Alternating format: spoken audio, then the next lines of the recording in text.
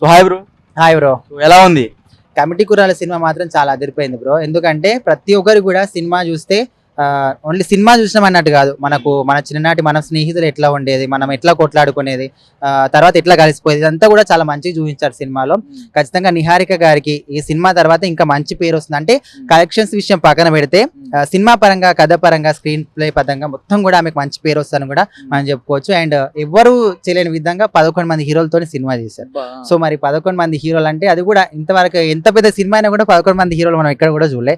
So ఇలా అంటే ఒక హీరోకి ఎక్కువ ప్రిఫరెన్స్ ఇచ్చి ఇంకో హీరోకి అట్లా కాకుండా 11 మంది హీరోలకు కూడా సమానమైన ఈక్వాలిటీ ఇచ్చేసి సో మొత్తం కథ మొత్తం కూడా చాలా మంచి మన గ్రామాల ఎట్లుంటదండి, సర్పంచ్ ఇట్లా ఎలక్షన్స్ అప్పుడు కానీ డబ్బులు పంచడం, సో ఇలా ఎట్లా ఉంటది ప్రతి ఒక్కరు కూడా సినిమా చూస్తే మనం సినిమా చూసినాం అన్నట్టు కాకుండా రియాలిటీగా మన రియల్ లైఫ్ లో ఎట్లా జరుగుతుంది ఖచ్చితంగా ప్రతి ఒక్కరు కూడా మనసుకు అత్తుకుంటే సినిమా. సో ఇది మాత్రం పక్కా. సో సాంగ్స్ ఎలా ఉన్నాయి?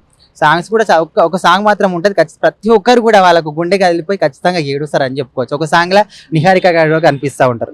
సో మరి లాస్ట్ డైలాగ్ సినిమా ఎండింగ్ లో ఎట్లా ఉంటుంది అంటే మన పవన్ కళ్యాణ్ గారు డైలాగ్ పెట్టారు. సో ఆ డైలాగ్ వింటే మాత్రం ప్రతి ఒక్కరు కూడా అసలు పవన్ కళ్యాణ్ కోసమే పెట్టారు అని కూడా చాలా మంది అనుకుంటారు. సో ఓవరాల్ గా సినిమా చాలా మంచిగా ఉంది. ఇప్పుడు నిహారిక గారు దీనికి ప్రొడ్యూస్ చేసిన డబ్బులు వస్తాయంటారా? అంటే డబ్బులు అంటే ఆల్మోస్ట్ వస్తాయి, అంతకు మించి ఎక్కువ వస్తాయి. కాకపోతే డబ్బుల విషయం పక్కన పెడితే సినిమా పరంగా మాత్రం మంచి పేరు అయితే వస్తుంది ఆమెకి. మేము వచ్చి థియేటర్ దగ్గర వచ్చి ఛాన్స్ అయిపోయింది, బయటికి కస్టమర్ అదే ఎవరు అభిమానులు ఎవరు బయటికి రావట్లేదు. అంటే సినిమా కూడా ఎవరు చూసుంటారా? అంటే చూసుండరా అంటే నాకు తెలిసి మీరు లేట్ గా వచ్చి ఉండొచ్చు, లేకపోతే వాళ్ళు కిందికి బేస్మెంట్ నుంచి వెళ్ళిపోయి ఉండొచ్చు కదా. బేస్మెంట్ నుంచి వెళ్ళినా సరే ఇటు నుంచి రావాల్సిందే కదా.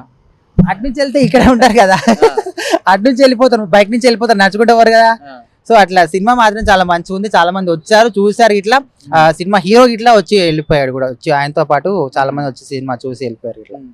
సో ఓవరాల్ గా ఈ సినిమా గురించి ఏం చెప్తా, ఒక మాట చెప్పండి. చెప్తా ఒక్క మాటలో చెప్పాలంటే ఇది సినిమా కాదు, రియాలిటీ అంతే. అంటే రియల్ లైఫ్. అంటే మన ఊర్లో కమిటీ కుర్రోలు అంటే మన ఊర్లో అంటే మన ఊర్లో చిన్న చిన్న గ్యాంగ్లు ఉంటాయి కదా. ఇప్పుడు సో కొన్ని మనకు ఒక సంఘం పేరు అని పేర్లు పెట్టుకొని కొన్ని కమిటీస్ వేసుకుంటా ఉంటారు. సో అట్లా ప్రతి ఒక్కటి అంటే ఒక్క మాటలో చెప్తున్నా అంతే. సినిమా కాదు, రియాలిటీ. మన రియల్ లైఫ్ లో ఎట్లా ఉంటది, మనం ఊర్లలో ఎట్లా ఎంజాయ్ చేస్తాం, మనకు కమిటీ ఎట్లా ఉంటాయి, మన గ్యాంగ్ లో ఎట్లా ఉంటాయి, ఫ్రెండ్స్ గ్యాంగ్ ఎట్లా ఉంటది, ఒకటి తన్నుకుంటే ఒకటి తిడతాడు, ఒకటి తర్వాత మళ్ళీ అందరం కలిసిపోతా ఉంటాం. ఇట్లా ప్రతి ఒక్కటి కూడా మన రియల్ లైఫ్ లో మన ఊర్లలో ఎట్లా ఉంటుందో అట్లనే చూపించారు సినిమా. ఈ సినిమాతో నిహారిక గారి జాతకం మారిపోతుంటారా? మారిపోతుందా అసలు ఆమెకు మంచి పేరు వస్తుంది అన్న. ఫస్ట్ ఇప్పుడు దాకా చెడ్డ పేరు ఉందా?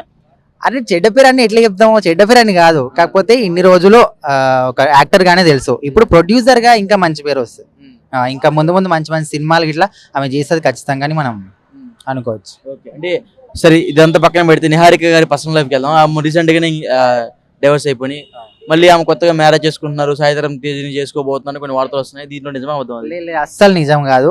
సో ఇంతవరకైనా ఒక సాయిధరం తేజ్ కి ఆయన గిట ఇప్పుడు అంటే అట్లా అసలు మనం అనుకోకూడదు. వాళ్ళిద్దరు బావ మరదలు కదా, అట్లా అయి ఉండొచ్చు. కాకపోతే వాళ్ళు చిన్నప్పటి నుంచి కూడా పెరిగిన వాతావరణం కావచ్చు, వాళ్ళందరూ కూడా ఇట్లా గిట్ట ఎప్పుడు వాళ్ళు ఊహించుకోలేదని కూడా మనం అంటే అనుకోవచ్చు. కానీ అసలు అది అయితే కరెక్ట్ కాదు. సాయిధరం తేజ్ ఆల్రెడీ వేరే అమ్మాయితో అవుతుందని కూడా మనకు అంటే వార్తలు వినిపిస్తున్నాయి. అంటే ఎవరనేది క్లారిటీ లేదు. వీళ్ళిద్దరు చేసుకున్నది అయితే అసలు నిజంగా.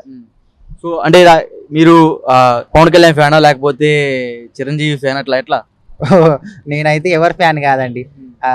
సినిమా కథ మంచిగా ఉంటే, అందులో కంటెంట్ ఉంటే ఏ సినిమా అయినా కానీ మనము ఖచ్చితంగా వెళ్ళి చూడాల్సి. నాగ చైతన్య గారి నిశ్చితార్థం కూడా జరిగింది. సో అది గుడ్ అనుకుంటున్నారా, బ్యాడ్ అనుకుంటున్నారా మీరు? ఖచ్చితంగా గుడ్డే, ఎందుకు బ్యాడ్? ఇప్పుడు వాళ్ళిద్దరు ప్రేమించుకున్నారు, సమంత వాళ్ళిద్దరు విడిపోయారు, అది అది వేరే విషయం, అది పర్సనల్ విషయం. సో మరి విడిపోయినంత మాత్రం ఎప్పటికీ సింగిల్ గానే ఉండిపోతారా? సో పెళ్లి చేసుకోవాలి కదా ఖచ్చితంగా. వాళ్ళ ఫ్యామిలీ వాళ్ళు అంటే వాళ్ళ ఇన్ఫ్లుయెన్స్ అయి ఉండొచ్చు, వాళ్ళు చెప్తే ఎవరికైనా ఫ్యామిలీ వాళ్ళు వాళ్ళ కొడుకులు ఎవరైనా అట్లా ఉండిపోతే ఎవరు కూడా నచ్చదు కదా. సో ఖచ్చితంగా వేరే పెళ్లి చేసుకోవాలని వాళ్ళు కూడా అనుకుంటారు కదా. ఓవరాల్ గా కమిటీ కుర్రోల్లో ఈ సినిమా ఉంది కదా, ఎన్ని కోట్లు కలెక్ట్ చేయబోతుంటారు? ఎగ్జాక్ట్లీ అయితే నేను చెప్పలేను, మంచి రిటర్న్స్ అయితే వస్తాయి. Okay bro, thank you. చాలా చాలా చాలా చాలా చక్కగా యాజ్ ఇట్ ఈజ్ రీక్రియేట్ చేశారు. అది సింక్ సౌండ్ వల్ల వచ్చిన అది కావచ్చు, అది ఒక ఫీల్, అంబియన్స్ అట్మాస్ఫియర్ బాగా ఇంజెక్ట్ చేసింది మైండ్లో. మేబీ అది Dolby Atmos and sound design వల్ల కావచ్చు, రెండు సాంగ్స్ కానీ చాలా టెక్నికల్గా చాలా బాగుందండి సినిమా. దానికి పెట్టారు సౌండ్గా చాలా బాగుంది, విజువల్గా బాగుంది. బయట అలానే ఫ్రెండ్స్ గ్యాంగ్ ఉందా? ఉందండి. నేను 90s కిడ్డే. 2008 అక్కడ ఫేర్వెల్ డే సెలబ్రేషన్, మేము మా 2008 అంటే అన్ని same as it is connect అయినాయి మాకు కూడా. రికలెక్ట్ చేసుకోవడానికి ఆ మెమోరీస్ అంటే గుర్తుకు వచ్చాయి బాగా ఆ సినిమా చూసినంతసేపు.